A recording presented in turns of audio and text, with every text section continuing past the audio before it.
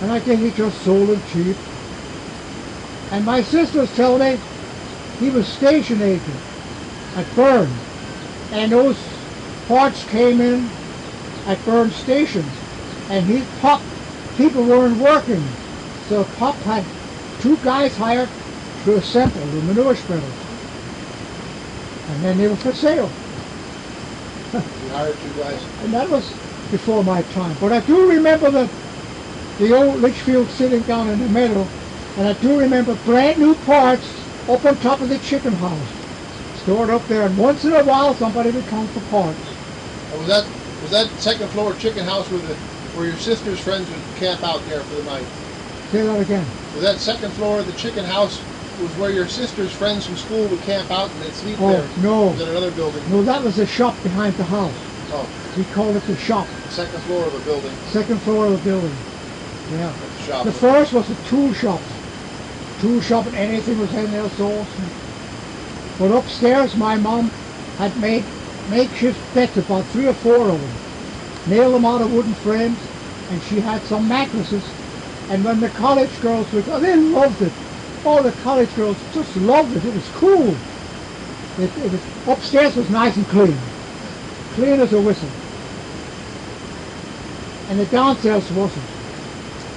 But they could get to the steps, and there was a trap door. Overnight the girls would short that trap door, and then nobody could come up. They were safe, they knew they were safe. They had the same kind of a trap door in the chicken house for the second floor. It was a rope and a pulley, and it was rated with old plowshares, and that counterbalanced it so it didn't slam up or slam down. It moved slowly. Yeah. The plowshares weighed just about as much as the door did. It laid down flat.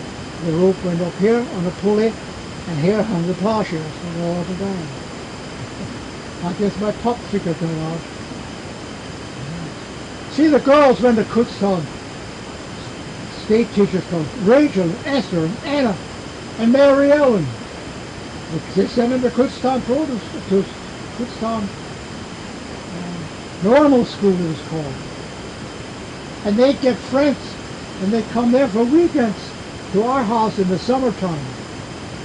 Mom loved to have them there, you know. These were friends of the girls in college. Come out of the area? Or?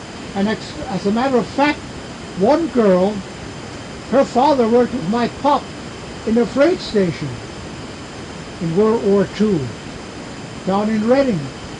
And she was from Lehigh County, but she vacationed there at home. I don't know what the name was anymore.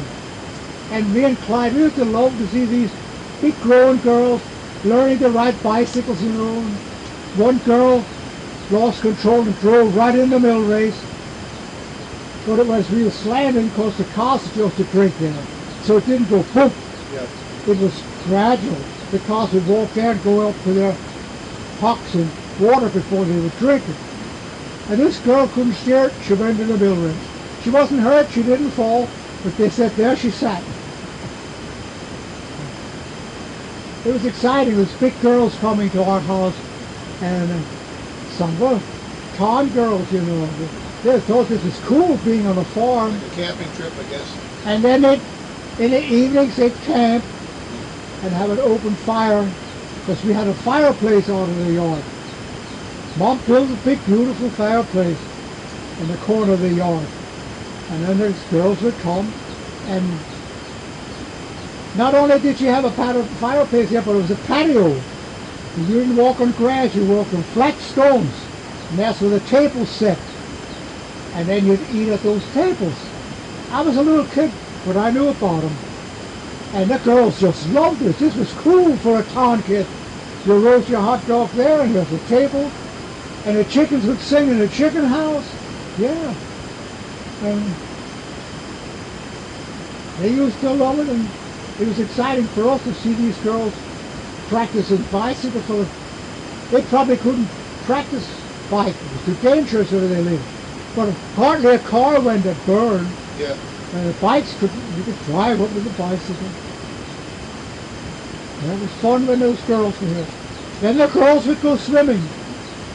They'd go up to the dam, just the schoolgirls, the college I mean, girls. the one on your property. Yeah, Yeah. it was our property, so Was that called Fisher's Dam, or was it the... Fisher's Dam. It was Fisher's Dam. It had to be blocked up to catch enough water to divert it to the mill race to feed the mill down there. I remember the water running once or twice. I saw the level go down, that you knew they were grinding something. Oh. But by the time I was old enough to realize that it wasn't acting much anymore. The electric motors did the jobs faster.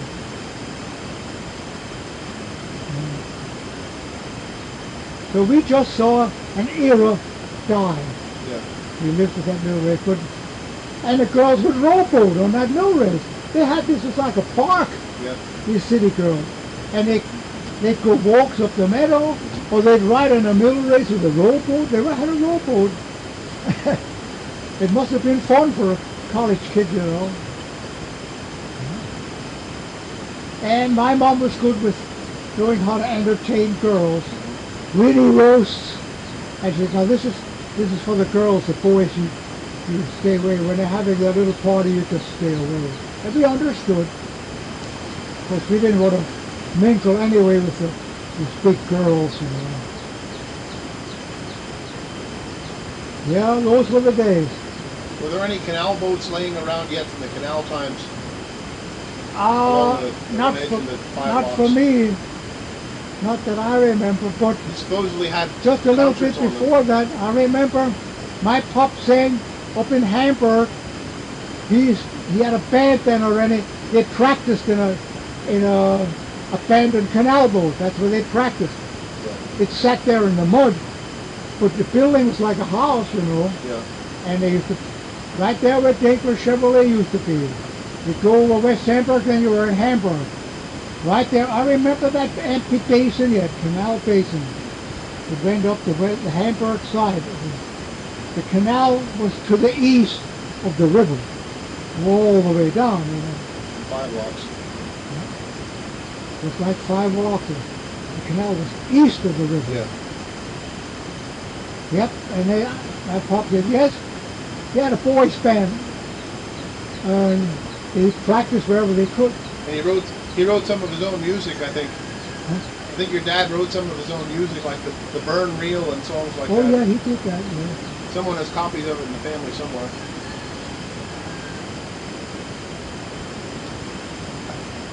He loved music. He loved music. And he played the piano stiff-fingered, Yeah. but he played the violin. That was his instrument. Yeah. And by the time I grew up, most of his music business was going too. But then the girls he taught the girls, Yeah. and most of them would play with that piano. Rachel, Esther, Anna, Mary Ellen, Martha, Elizabeth. Did they have a player piano also? Yeah. Like with Built in. paper rolls in them. It's built in, yeah. They had one of them.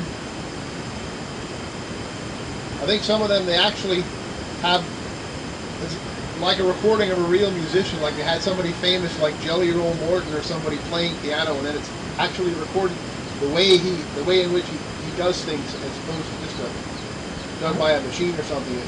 An individual person's I don't know style. how those apparatuses made those things to play like that. Yeah, It functioned, air function, yeah, suction. They were all bellows, and when you pedal them like this, yeah. then it would do its thing up with little delicate holes, and the paper rolls were perforated at certain spots as they passed over that little perforated frame. And those little pipes went down to that bag which pumped air. I can't see how on earth they created the music. And all you had to do was pedal. You didn't go here, I could be told, hold on, and then pedal that pedal. Yeah. And the roll would come across, you open it, you know, you could see it. Yeah. I don't know what's in this piano here. That's empty. They must have ripped that part out of that one. I think taking it out. Yeah, the top part. Oh.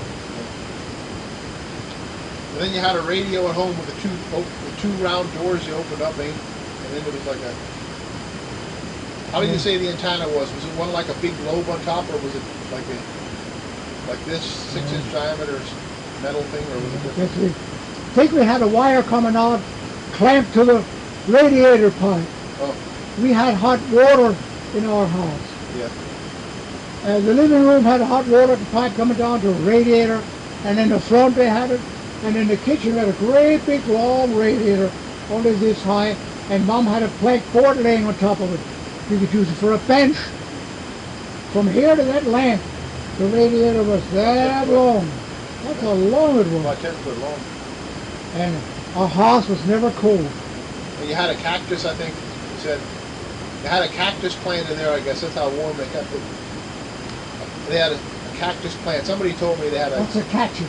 A plant. It's like a western spiky cactus. Oh, cactus. Yeah. You know. Cactus. Oh, yeah, that chickens. And I hated it. They put that planter where I used to dress in the morning. Yeah. And I'd bump against it with my bare body. I hated that cactus plant. Stickers that long coming out the flat leaves. If you put it in there, I said, of course it'd be good, I guess. Boy, did I hate that cactus.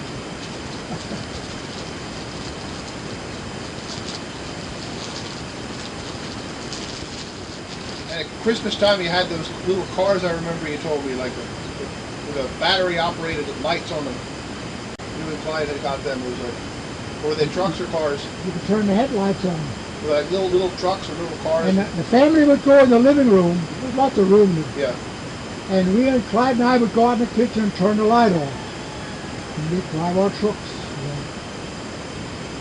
And what did they have? It's like C batteries, were they? Like we have now. I think so. It might have been one flashlight battery. I don't know for sure. Yeah. And that was a barracks. That big red building was where the railroad workers would be. When they come from Reading, the people that would come up from Reading, and they have a phone call. Yeah, and they lived there. I was in there. That's still there, yeah, I think. And the last guy that lived there, all alone, he wanted manure to have a big garden there. And then my brother and I had cow manure and plank wagon. Yeah. And I got it for him, and we took it over with horse and wagon. So he would have a big garden, and he lived up here during the week. And then the last train Friday going to Reading he would take, and he'd have vegetables for his family who lived in the heart of the city. Pretty nice arrangement. Yeah. His name was Federal, Charlie Federal. He was Greek, no, Italian.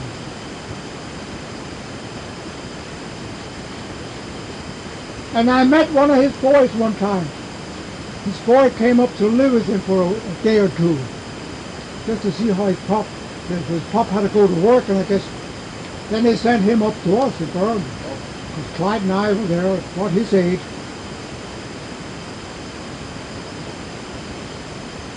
He seemed to like that. Yeah. Hanging out on the farm, you know. It was new to him. It was only once he came to visit us a whole day. And did Arthur Rentschler live nearby, or was he up the road somewhere?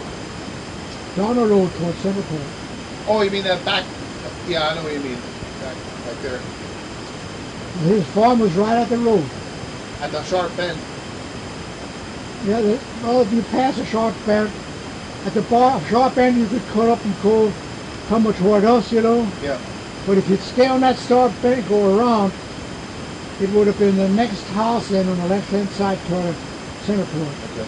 There's a house and barn there. Yeah. That's where Grandma Kershner's sister's family was. Yeah. Grandma Kershner's sisters, both of them died young. They died and their family wasn't growing up.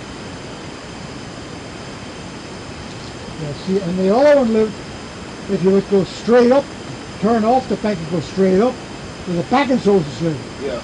That's where Mom's other sister's family was. She died young. She had these She had a big family, about 14 children. The last ones were twins, Esther and Ethel. And Esther's the only one living of the whole family. Anyway, she died quickly, or I guess she died. She crawled up to do something at a window and fell over. She had a stroke apparently, and she fell off. Yeah. At that time the girls were just babies. Fortunately, she had grown-up girls who were very good, diligent workers. They raised those girls. And did you say Carrie Phillips used to come up to do some sewing work up there for your mom, didn't she?